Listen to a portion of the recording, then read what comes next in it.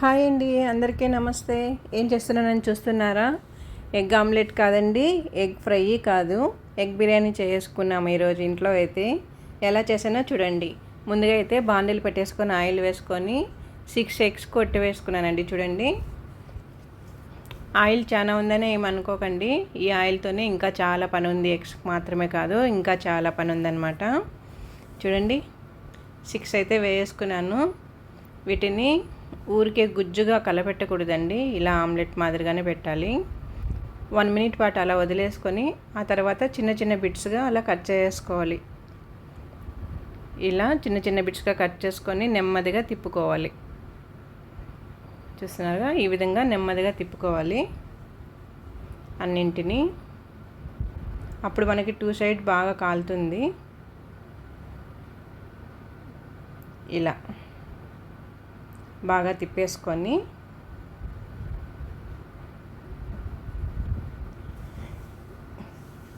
చూస్తున్నారుగా, ఇలా ఒక 2 మినిట్స్ పాటు అలా వదిలేసేయాలండి. నెమ్మదిగా అట్లా కట్ చేసుకొని చిన్న చిన్న బిట్స్ లాగా.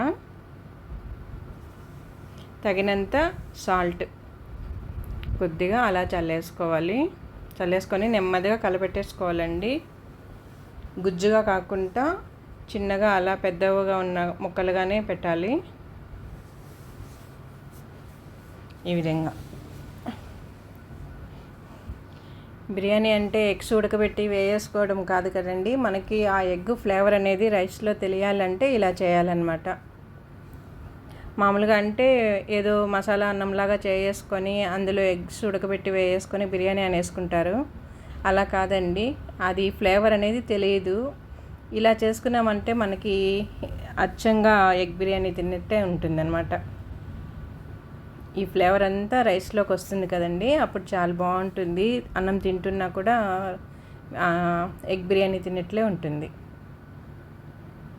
చూసారా, బాగా వేగిపోయింది కదా, ఆయిల్ అంతా బయటకు వచ్చేసింది. ఇప్పుడు వీటినంతా ఒక ప్లేట్లోకి తీసేసుకుందాం. ఆయిల్ సైడ్కి వెళ్ళిపోతుంది. దీన్ని ఒక ప్లేట్లోకి తీసేసుకుందాము.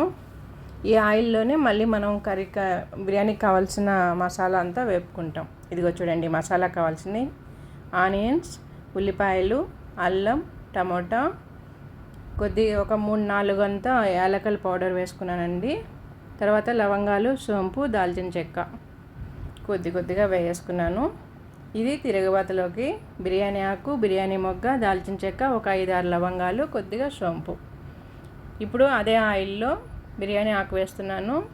మిగిలిన దాల్చిన చెక్క అన్నీ కూడా వేసుకుంటున్నాను. బిర్యానీ మొగ్గ అంతా గ్రైండ్ చేసి పెట్టేసుకున్న మసాలా వేసుకుంటున్నాను. చూస్తున్నారా, ఇంకా ఆయిల్ వేరే ఏం యాడ్ చేయాల్సిన అవసరం లేదండి, ఇదే సరిపోతుంది మొత్తం రైస్కి అంతా కూడా.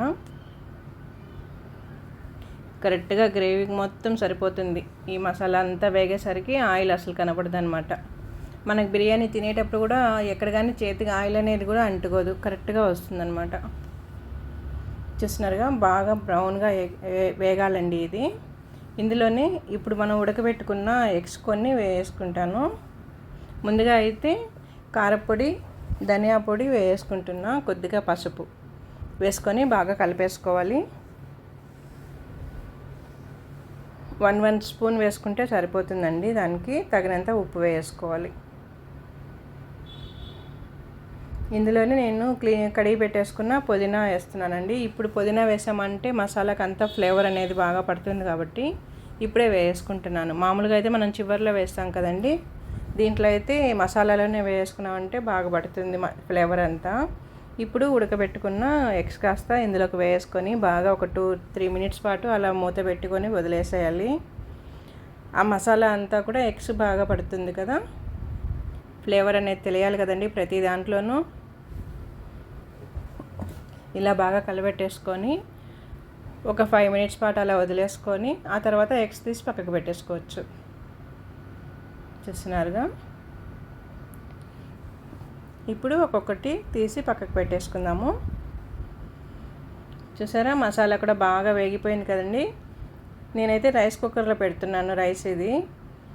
ఇప్పుడు ఆ మసాలా కాస్త తీసి కుక్కర్లోకి వేసుకుంటున్నాను. చూస్తున్నారు కదండి, ఎక్కడ కానీ ఆయిల్ ఎక్స్ట్రా అనేది లేదు, వాటర్ లేకుండా వేగిపోయింది, బాగా బ్రౌన్గా వేగింది కదా. ఇప్పుడు ఇందులో నానబెట్టేసుకున్న బాస్మతి రైస్ వేసుకుంటున్నాను. 10 మినిట్స్ నానబెట్టేసుకున్నాను, అంతే అండి. ఇది రైస్ కాస్త ఇందులోకి వేసుకున్నాను. బాగా కలుపుకునేసి మనం పక్కకి తీసి పెట్టుకున్న ఎగ్స్ ఇందులోకి పెట్టేసుకోవాలి. నెమ్మదిగా అలా కలపెట్టేసుకొని మూత పెట్టేసి కుక్కర్ ఆన్ చేసుకుందాము. 10 మినిట్స్కి అంతా రెడీ అయిపోతుంది. ఇదిగోండి 10 మినిట్స్ అవుతుంది. ప్లేట్ తీసాం కదా, చూసారా బాగా ఉడికిపోయింది. ఇప్పుడు మనము వేపు పెట్టుకున్నాం కదండి ఆమ్లెట్ టైప్లో, అది కాస్త తీసి ఇందులోకి చల్లేసుకోవాలి. వేసుకున్నాక నెమ్మదిగా ఎగ్స్ విరిగిపోకుండా తిప్పుకోవాలండి. ఒకసారి కింద నుంచి పైకి రైస్ అంతా కలబెట్టేసుకొని మళ్ళీ ప్లేట్ పెట్టేసుకొని ఒక 2 మినిట్స్ పాటు అలా పెట్టేసుకున్నామంటే మనకు బిర్యానీ రెడీ అయిపోతుంది. ఈ ఫ్లేవర్ మొత్తం రైస్కి వస్తుందన్నమాట. ఇదిగో బిర్యానీ రెడీ అయిపోయింది. చూస్తున్నారుగా, ఇప్పుడే కదా ఆగింది కాబట్టి కొంచెం చెమ్మగా అనిపిస్తుందండి. చల్లారిపోయిందంటే చాలా బాగుంటుంది.